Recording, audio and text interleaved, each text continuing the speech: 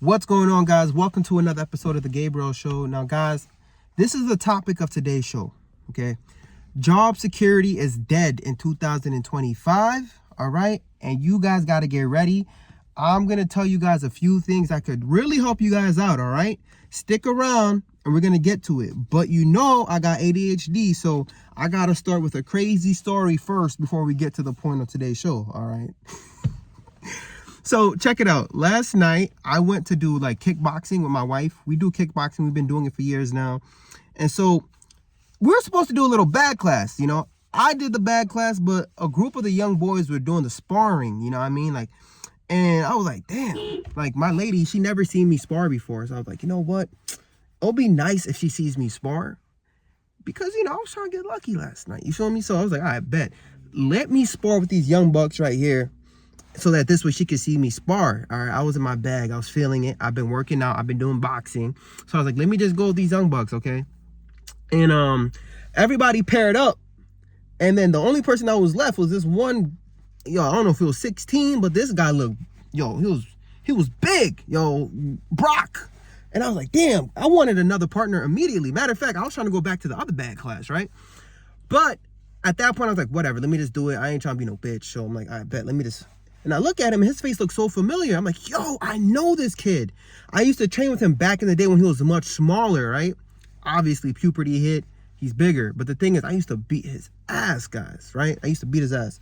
But then when he told me his name, I'm like, yo, he was like, Fritz. I was like, yeah, it's me. And I gave him dap, and I was like, all right, bet.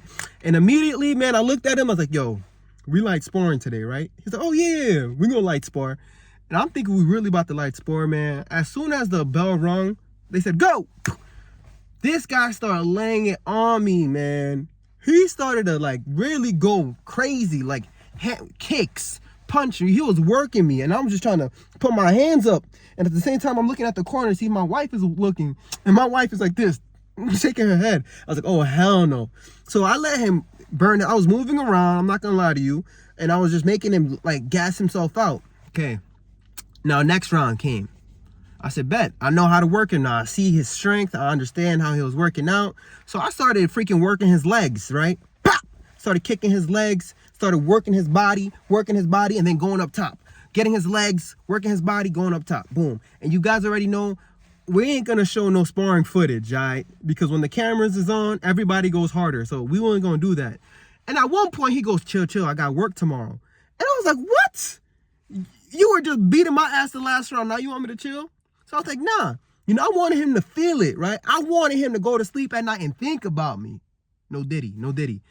But like, nah, I put it on him. And so we had a good round, and, we gave each other dap. Nice, okay? It was a good sparring match. I ain't gonna lie to you. And honestly, I'm making myself sound a little bit too good. He put in his work too, all right? But we put in that work last night, and I was happy, all right? I went home. My wife was proud of me. It's been a minute since I did it, since I sparred, but I held my own, okay? Now, here's the thing, guys. I got a call just now, all right? And it was from that kid I used to train with, okay? And he calls me, and he goes, yo, Fritz, I didn't go to work today. And I was like, yo, what happened? Why didn't you go to work? And like, in my mind, I was like, yes. I'm like, yeah, I kicked your ass, huh? You called out? And he goes, nah, man. He says, yo, I got laid off. I was like, what?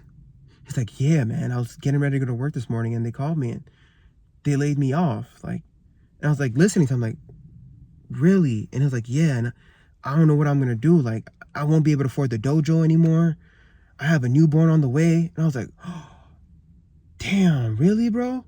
And I was listening, guys, I felt really, really bad. I was trying to give him some advice on what he has to do next. And he said that it was a really good job, right? He was so hyped about his job, so excited. And he was so proud to tell me when I first seen him about how much money he was getting and this and that and like how life is going good for him. But then the next day, literally, this guy got laid off. Guys, I truly felt bad for my mans. You know what I mean? We stayed on the phone a little bit longer. I gave him some advice. I told him what he should do next. And as soon as we hung up, guys, I'm not going to hold you. I blocked him. All right? I blocked him. You know what? Let me tell you guys something. First of all, I didn't block him because he lost his job. I blocked him because he hit me mad hard when I told him we doing light sparring. Okay? But mainly, I'm going to tell you another reason why I blocked him, man. 2 weeks from now, I'm telling you, man, I'm going to get that call. All right. Where he going to be like, yo, bro, I'm not going to hold you. I'm like, what happened? Yo, man, can I borrow? And you know what, guys? I could see it coming, man. I could see it coming, and I'm just trying to prevent it from happening. So I just, from the jump, I gave him all the brotherly advice. It was very good advice I gave. I left him with good advice. And then, boom, from there, that's that, right? Guys, let me tell you something, man. You guys have all your faith and hopes in your job and thinking that they ain't gonna lay you off. Nah, they gonna lay your ass off too, okay? Nobody's safe. Job security in 2025 is non-existent, all right? So, you see, your job, these companies are basically going on a budget them damn selves, right? They trying to do a no-spend year themselves. They trying to see how can they save money. And the easiest way to save money is by laying your ass off. And guess what? They don't care nothing about that potluck, what food you brought during the holidays. They don't care about the Secret Santa. You could have did Secret Santa with the CEO, okay? He's still going to send you that email, all right? So, guys, somebody who's watching this video right now, I'm telling you, I'm not trying to be a pessimistic. I'm not trying to sound negative, okay? But the odds are, if there's 10 people watching, out of the 10 people who's watching, 4 of you guys might get laid off by February. Okay, so we got to get ready, guys. We got to get ready. When you go to the job, you got to extract all the resources possible and basically take that to your crib. The same way they could cut you off and lay you off, you got to be ready to lay people off of your life. You have some friends in your life who's leeches, man. You have some people in your life who you're hanging out with, they like to spend money too much. You be trying to tell them how you're trying to budget, you're trying to do a no-spend year, but they too worried about going to the club. They too worried about, buying za. You know that Zaza? That's all they worried about. Getting high, getting drunk. Okay, they too worried about having fun. You got to cut these people off immediately if you're truly trying to change your life in 2025. Because, guys, I'm telling you, these jobs, they're on a tight budget. And you might be next. You hear me? So when you go to the job, guys, when you're getting your paychecks, first and foremost, you better take advantage and try to pay off whatever debt you got, all right? Start with the smallest debt, work your way up to the largest debt, like I like to say, okay? But before you even do that, let's get back to step number 1. You got to at least try to save $1,000, guys. You need to have at least one band in your bank account, okay? If you have one job and you're in debt, you're doing it wrong. You should have 2 jobs. Matter of fact, you should have 3 jobs, okay? If you have any type of consumer debt, you have to be working multiple jobs so that this way, just in case one of the jobs lay you off, you still have another job, right? You download the DoorDash app, all right? You probably have it already. You probably were DoorDashing. You're ordering food. Now you got to be the one to freaking deliver it, okay? You have to make sure you have a little bit of money in savings and they're taking advantage and you're paying off your debt because, guys, there's a limited amount of time. There's a window. Even in nursing, nobody's safe. Even in nursing, nobody is safe, guys. Like, I'm telling you, I got to get a second job. My first job wasn't giving hours like that. Okay, but I'm not going to sit here and wait and ask and beg. No, I got to make it work. I got to make it happen for myself and my family. Okay, so that's what I want you guys to do. Work multiple jobs. Try to save up at least $1,000 and then start working on your debt, okay? Your credit card debt, your car notes, whatever, your student loans. Let's start attacking that because guess what, man? Ain't no president going to come here and take away any of your student loans, okay? That's not going to happen, all right? Everything is going to continue to get more expensive and things is going to get worse. And if you don't listen to me, you're going to turn into a TikTok beggar, all right? They're going to have you on TikTok talking about, hey, guys, let me tell you the story about how I just got laid off. Right? That's what they're going to have you doing.